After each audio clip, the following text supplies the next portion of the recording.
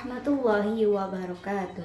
Bismillahirrahmanirrahim. Alhamdulillahirabbil alamin. Wassalatu wassalamu ala asrofil anbiya'i wal mursalin sayyidina wa maulana Muhammadin wa ala alihi wa sahbihi ajmain. Amma ba'd. Yang pertama-tama, marilah kita semua panjatkan rasa puja dan puji syukur kita hanya kepada Allah Subhanahu wa Ta'ala yang masih memberikan kita semua banyak nikmat. Nikmat waktu, nikmat iman, nikmat Islam, sehingga kita semua diberikan kesehatan sampai saat ini. Tidak lupa kita harus bersolawat kepada Nabi kita, yaitu Nabi Yuna wa Habibuna Nabi Muhammad SAW, karena beliau telah membawa kita semua dari zaman jahiliyah, zaman kebodohan menuju ke zaman yang terang benderang seperti yang kita semua rasakan saat ini.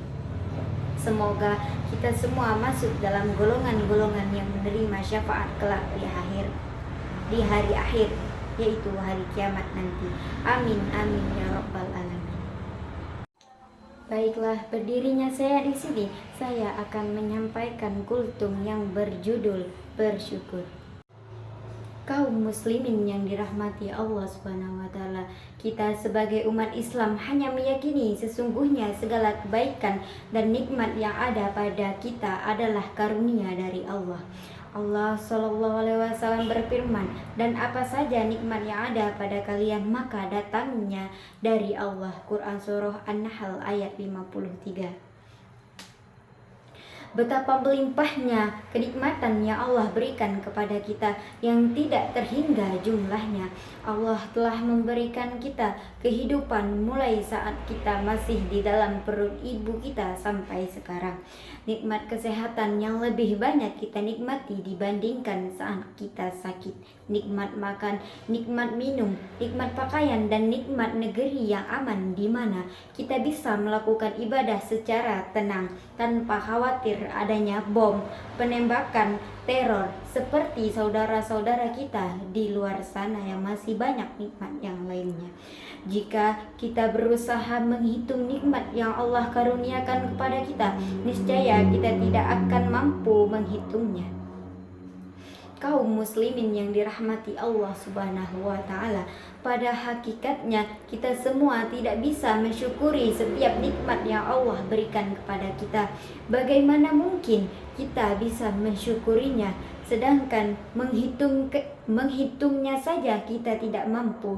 Allah Subhanahu wa Ta'ala berfirman, sangat sedikit sekali di antara hamba-hambaku yang bersyukur. Quran Surah Sabah. Ibnu Katsir pun berkata, yang dikatakan ini sesuai kenyataan, artinya sedikit sekali yang mampu bersyukur. Syukur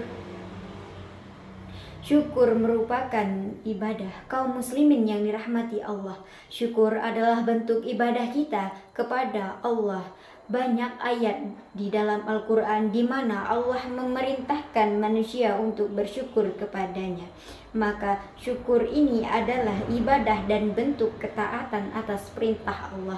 Allah berfirman, ingatlah kepadaku, maka aku akan mengingatkan kalian. Bersyukurlah kalian kepadaku dan janganlah kalian ingkar. Quran Surah Al-Baqarah ayat 152. Maka orang yang bersyukur adalah orang yang menjalankan perintah Allah, dan orang yang enggan bersyukur serta mensyukuri nikmat Allah adalah bentuk pembangkangan terhadap perintah Allah. Kaum muslimin yang dirahmati Allah, maka seseorang muslim yang sejati tidak pernah terlepas dari 3 keadaan. Keadaan itu menunjukkan tanda kebahagiaan baginya. Yang pertama yaitu bila dia mendapatkan nikmat maka dia bersyukur, dan yang kedua apabila dia mendapatkan kesusahan maka dia bersabar, dan yang ketiga apabila dia berbuat dosa maka dia beristighfar. Rasulullah SAW bersabda, sesungguhnya menakjubkan urusan orang mukmin semua urusannya adalah baik baginya.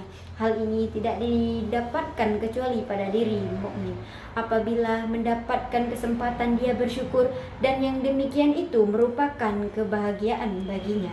Sebagaimana apabila bertimpa kesusahan dia pun bersabar, maka yang demikian itu merupakan kebaikan baginya. Hadis sahih diriwayatkan oleh Muslim dari Abu Yahya Suhaib bin Sinan.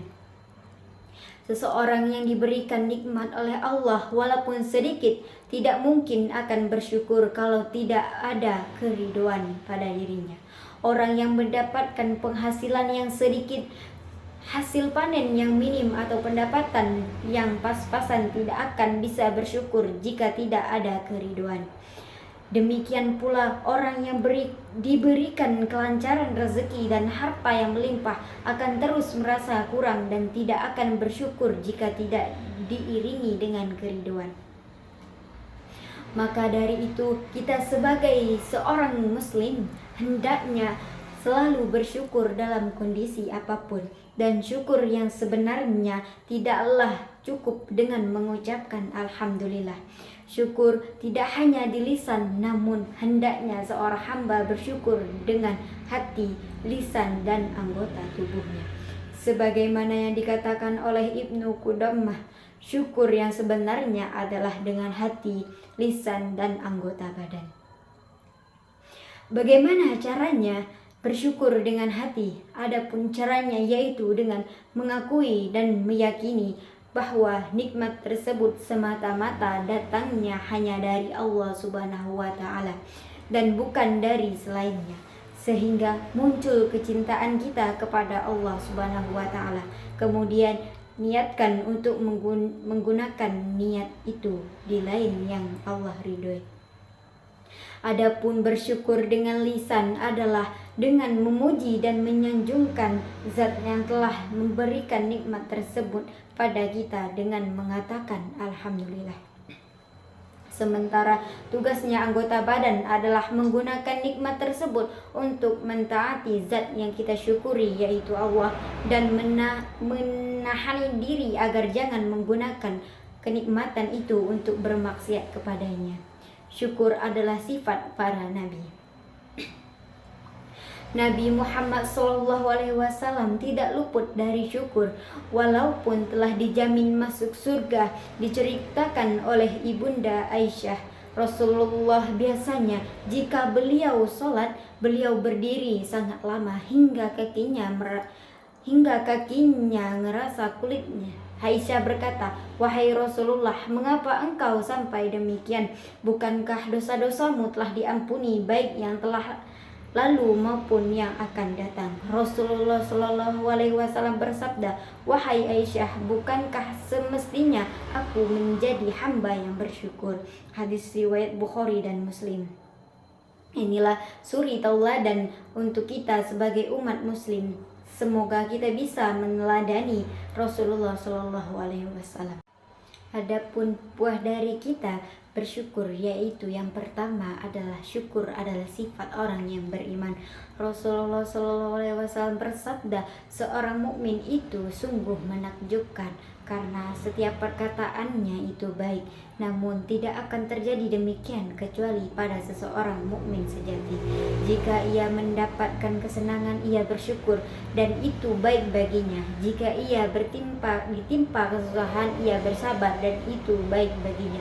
Hadis riwayat Muslim. Yang kedua yaitu sebab datangnya ridho Allah. Allah berfirman, "Jika kalian ingkar, sesungguhnya Allah Maha Kaya atas kalian, dan Allah tidak ridho kepada hambanya yang ingkar. Dan jika kalian bersyukur, Allah ridho kepada kalian." Quran Surah Az-Zumar ayat 7. Yang ketiga yaitu sebab selamatnya seseorang dari azab Allah. Allah berfirman, "Tidaklah Allah akan mengazabkan kalian jika kalian bersyukur dan beriman, dan sesungguhnya Allah itu syakir lagi alim." Quran Surah An-Nisa ayat 147. Yang keempat merupakan sebab ditambahnya nikmat.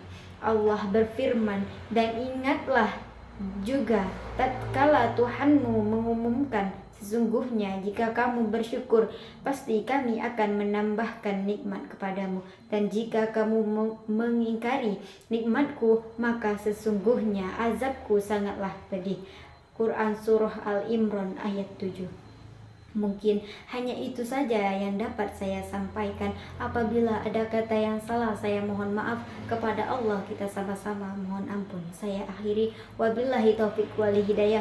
Wassalamualaikum warahmatullahi wabarakatuh.